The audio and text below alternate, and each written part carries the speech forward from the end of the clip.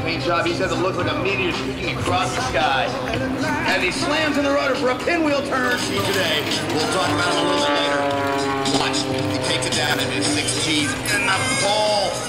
Right up into the vertical. Today we are at Naval Base Ventura County for the Thunderbirds, the United States Air Force drill team, air team. Incredible, and what a day. We're very honored to have an aviator here who is no stranger to the Navy League of the United States and to Santa Barbara, and that is Captain Charlie Plumb. Captain. Great to be here. I mean, the only disappointment is that they've chosen the second best aerobatic team in the world, you know. I mean, where are the Blues? Yeah, well, unfortunately, the Blue Angels weren't going to be here this year, so we did the next best thing we could, Charlie. And we're very proud to have the Santa Barbara Navy League supported by Northrup Grumman Corporation and a number of just incredible Americans that have helped support the commanding officer's chalet here, right runway side. And we're getting ready for the show that is going to feature the Thunderbird. Of course, I flew in the Navy right out of the Naval Academy. I went to flight training. Was flying the hottest airplane in the world at the time, the F-4B Phantom jet. And in fact, I ended my career flying the F-18, which is flown here already today. And so I've had a great career in the Navy. But the deal, I think, in all of our lives is how well have you served. And I look back on my career, and I'm really grateful that I had the opportunity. Obviously, I've flew some great airplanes, and I've met some great people. But the whole idea that you can serve your country means an awful lot to me. Captain Charlie Plumb is a Vietnam veteran, prisoner of war for 6 years in the Hanoi Hilton. We worked together on the commissioning of the namesake of his commanding officer, Stockdale. Yep. Admiral Stockdale. Our hats. And that was right here at the Naval Base Ventura County a year and a half ago. Sir, if you can, tell us a little bit, when you talk about serving your country and you talk about being a prisoner of war, can you just say a little bit about what that means to you and what it might mean to young Americans to understand just what country we live in and how it compared to where you were in Vietnam? Well, I did spend 6 years in a communist country, and I'll tell you this, they certainly don't have the freedoms that we have today, and I think it's because of our structure here. It's because of our culture, because we do value freedom and choice. They just don't have any choice in that country. I lived 6 years, where people were just totally subjugated by the communist system. So it's so neat to be in a place where you can say what you want and you can disagree with the politicians you don't like, and you can go and do and live and love in freedom. And that's what it means. That's a matter of freedom. As far as the guys that you helped bury in Arlington, I really feel I'm the lucky one. Those are the guys that paid the ultimate sacrifice, and those are my buddies and your buddies, and the guys that really paid the price for the freedoms that we have.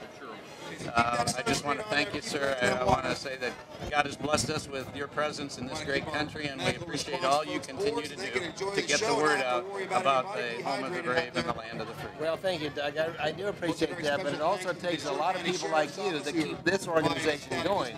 And the Santa Barbara Navy League is second to none. I've been to a lot of Navy League functions, and you guys really did up right. So, and I know it's not easy to put something like this together, so thank you for that. Well, there's no greater honor than to have those kind of words spoken about our Navy League, and whether you're in Santa Barbara or Ventura or anywhere in the world, I'd like to invite you to call this the Navy League of the United States and just say, I'd like to learn more about that and how can I serve those who serve us so well. And you can do that by calling area code 805-879-1598, and we'll hook you up. So God bless you, and sir, thank you very much, and get ready for the rest of a great air show. All right. This is Captain Jim McHuge, Naval Base Ventura County. He's the commanding officer of this fabulous combination of Point Mugu and Port Hueneme. We have a couple questions for him. Captain McHuge, what does NBVC hope to accomplish with this weekend's air show? Well, I consider this giving back to the community. The community of Ventura County has been very supportive for the military that live and work around here, and being able to open up the base and showcase the base and the airspace and the planes and everything. It's just a great thing to be able to provide that to them. Why did you decide to join the Navy? Well, my father was in the Navy. He was in the Navy for 30 years, so I kind of like joined the family business, if you will. And did you always want to be a naval flight officer? In reality, I first wanted to be a doctor. I wanted to be a Navy doctor. How about that? And first couple weeks into college, I was on an ROTC scholarship, and I was a pre-med major. And my class advisor from the unit said, hey, you got to change your major because the Navy won't fund your scholarship with a pre-med major. So I was like, okay, so I switched to biology. I liked it, it was a good lifestyle, and I got a scholarship for school through the Navy, and it falls in from there. It was a good lifestyle. Well, Naval Base Ventura County has been a tremendous host today for the Navy League of the United States and the Santa Barbara Council as we've hosted the commanding officers' quarters here at the base and lunch and so forth. Santa Barbara Navy League and Northrup Grumman Corporation would like to thank you for all of the support. We're about to get ready for kind of the culmination of the day today when we're going to see the United States Air Force Thunderbirds performing their aerobatic drills. And as we stand here, we are amongst World War II veterans, veterans of every war. It's an honor for me particularly to be standing here with Col Phil Conran and to be able to speak with you, sir, about what does it mean for you to be here at this event today? Well, I served for 35 years in the Air Force, and to be here today is just fantastic to see the C-17s and the A-10s form. I'm thrilled to be here as a guest of the Navy League. I know that there's a very special organization in our country that's called the Legion of Valor, and you happen to be one of the leaders in that organization today. And if you would be so kind to tell us a little bit about what that means to you and how does that happen? Well, the Legion of Valor was established in 1890 by Congressional Medal of Honor recipients from the Civil War. It is the oldest veterans group in America and the most elite because it only allows Congressional Medal of Honor recipients, an Air Force Cross, or Navy Cross, or a Distinguished Service Cross for the Army to be members.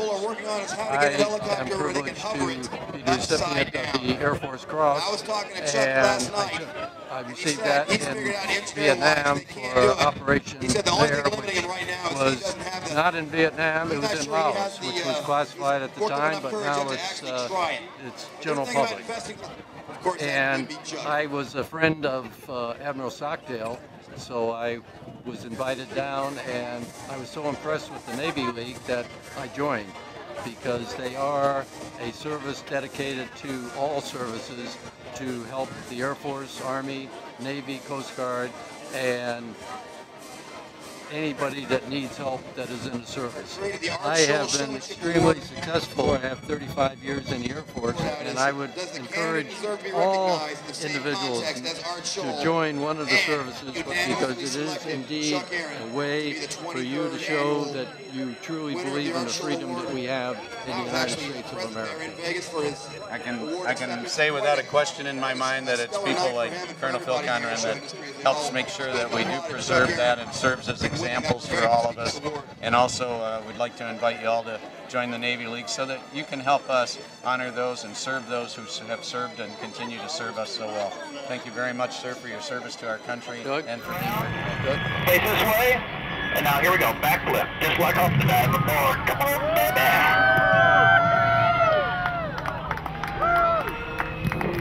What do you think of that, folks? Captain Jim Kunkle, as we're standing here today, a veteran of World War II, the Army Air Corps, predecessor to the Air Force, and today we're watching the Air Force Thunderbirds. Captain Kunkle, if you could just tell us a little bit about what it meant to you to be able to serve your country. It's the opportunity, I think, to serve your country. And these young people today, if we talk about the greatest generation, I just spent time on the Ronald Reagan with Fighter Squadron 22, and they also are the greatest generation. These young people are marvelous today. We have to appreciate them. In my time, everybody served, so it was a time of great need. And today we have a volunteer group who are doing one great job. Well, we want to thank you for the service that you've given to our country, and our country has recognized you with the Distinguished Flying Cross. It's something, an award not many people give.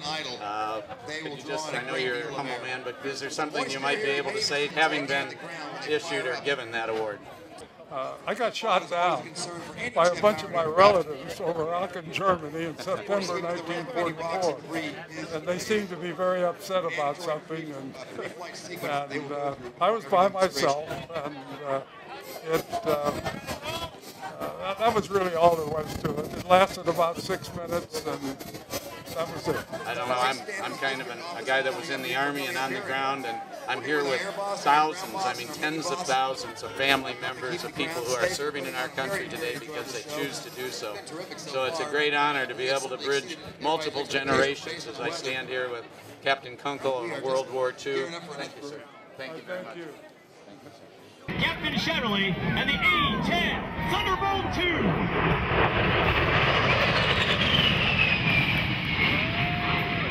Watch now as Captain Shetterly pulls the A-10 straight into the vertical, demonstrating the Warthog's power and maneuverability in all attitudes of flight. And now from the left, Captain Shetterly displaying the Warthog's rolling maneuverability.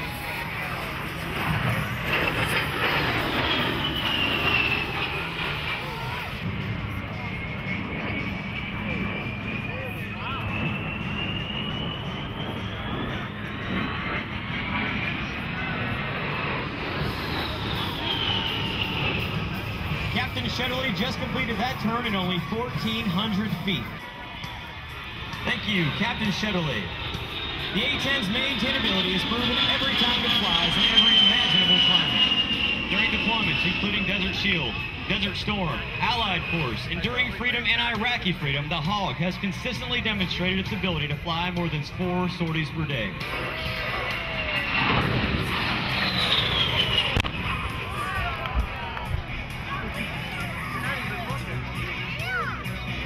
For Captain Shetterly's second attack, he will be using the A-10's weapon of choice, the awesome GAL-8 Avenger 30mm Gatling gun. Firing bullets the size of Coke bottles at almost 70 rounds per second, the Hawk's gun has a devastating effect on the enemy's will to fight.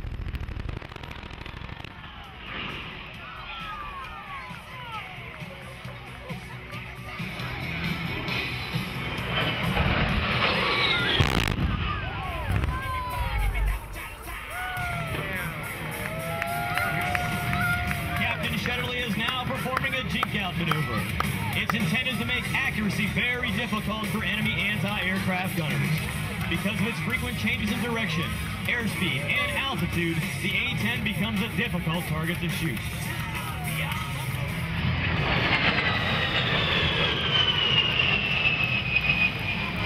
And now, on behalf of the Commander of Air Combat Command, General William M. Frazier III, we thank you for being with us today. Give rifle a wave out there, he's wagging the wings, moving the ailerons. But as the C-130 comes in, and they call this system the Modular Airborne Firefighting System, or MASS. Let's watch. It takes 6 to 8 seconds to expend the entire 39,000 pounds of retardant. I love it. I'm a prior enlisted guy too, so okay, well, thank you very much. Do they call you Mustangs in the Air Force? They do. All right, good. All right. Well, I don't know if you know, but and you might want to capture this. I'll start with this. The word Mustang in the Navy means a lot. I mean, it has a respect that goes across both the enlisted people and the Air Force. Let me try to understand what it meant to you to be able to go from being an enlisted person to an officer. Well, I tell you, it just goes to show the opportunities that we have as Americans. You know, for me, I joined the Air Force. I was 17 years old right out of high school, and started out as a P1. Went through technical training, learning to be an avionics sensor specialist, repairing airplanes, and through great mentorship and leadership from the non-commissioned officers that we had. They got me started in school, and I used my Montgomery GI Bill to earn an ROTC scholarship and get to fly fighters in the Air Force. So it's just absolutely amazing. Okay, so we're getting ready to watch one of the hottest shows there is on the face of the earth, to watch the Thunderbirds. And I've got to tell you, I was 8 years old, and I'm very thankful to my dad for taking me to Selfridge Air Force Base in Michigan to see a Thunderbird air show back in, I think it was 1955, something like that. So I'm really excited about seeing your team fly in. Can you tell us what is it you do on the team, and what are we going to be seeing here today? Well, sir, the number one thing that you'll see is that our mission hasn't changed since 1955. We started in 1953, and this is our 57th year on the road to represent the nearly 700,000 men and women that make up the United States Air Force. You're going to see over 30 different career fields that we have within the Air Force. You'll obviously see our airplanes flying, and we're going to demonstrate the pride and precision of your United States Air Force. Major Baum, thank you very much for being here, and to all of our audience across the United States and around the world, we just want to say to you, you have the opportunity, thanks to men and and women like Major Baum to be able to see exactly what it is the United States means when we say we believe in peace anywhere in the world, peace through strength. We hope we never have to use it, but if we do, we're going to win. God bless you, and thank you very much. That was fantastic. Great, thanks.